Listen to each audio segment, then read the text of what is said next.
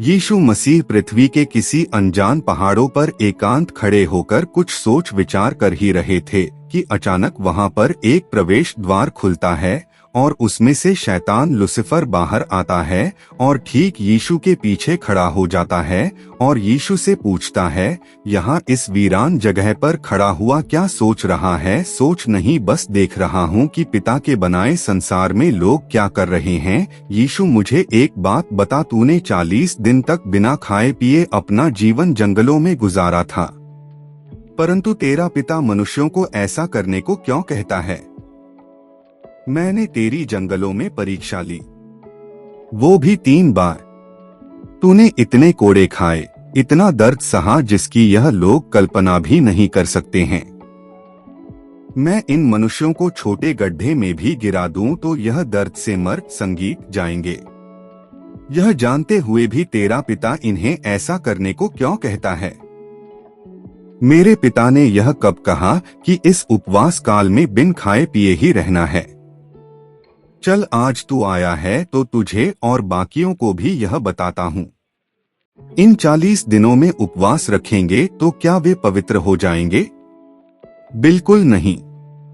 मेरा उद्देश्य केवल भूखा रहना नहीं था, परंतु यह मेरी आत्मिक तैयारी थी। मैंने एकांत में रहकर प्रार्थना की, परमेश्वर से अपने संबंधों को और मजबूत किया। यह उन लोगों के जीवन में आने वाले प्रलोभनों का सामना करने के लिए आंतरिक शक्ति प्रदान करने का संदेश देता है। आज के युग में लोग सिर्फ 40 दिन के लिए शराब आदि चीजों का सेवन करना बंद करते हैं, परंतु जैसे ही यह समय खत्म होता है, यह लोग फिर से वही सब करने लगते हैं। सवाल यह है कि क्या यह सिर्फ परंपरा को मान रहे हैं, जो कि ना मैंने और ना ही मेरे पिता ने बनाया है, या फिर अपने हृदयों को सच में बदल रहे हो? भोजन छोड़ दो पर क्रोध ना छोड़ो और नशा छोड़ दो लेकिन पाप ना छोड़ो। तो फिर ऐसे उपवास का क्या फायदा है? परमेश्वर को औपचारिकता नहीं चाहिए, परंतु टूटा हुआ मन और बदलने को दिल चाहिए। अब सवाल है, क्या संगीत सभी को उपवास काल मनाना चाहिए? उत्तर है हाँ।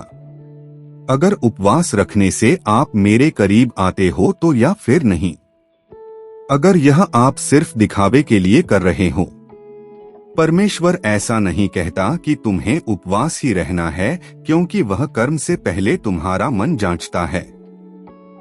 उन्हें यह याद रखना चाहिए कि भूखे रहने से कई ज्यादा जरूरी है पश्चाताप, और रस्म से कई ज्यादा जरूरी है पिता के साथ रिश्ता।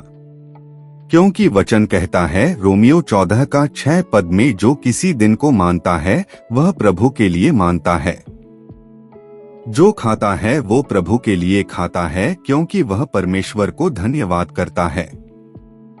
और जो नहीं खाता वो प्रभु के लिए नहीं खाता और परमेश्वर को धन्यवाद करता है। अब बस इतना ही कहना है। इस बार अगर उपवास रहोगे तो खाना छोड़ो या नहीं, पर अपना पुराना स्वभाव जरूर छोड़ना। संगीत, दिल बदलेगा तभी जिंदगी बदलेगी। उपदेश सुनाने को नहीं कहा था मैंने। चलता हूँ।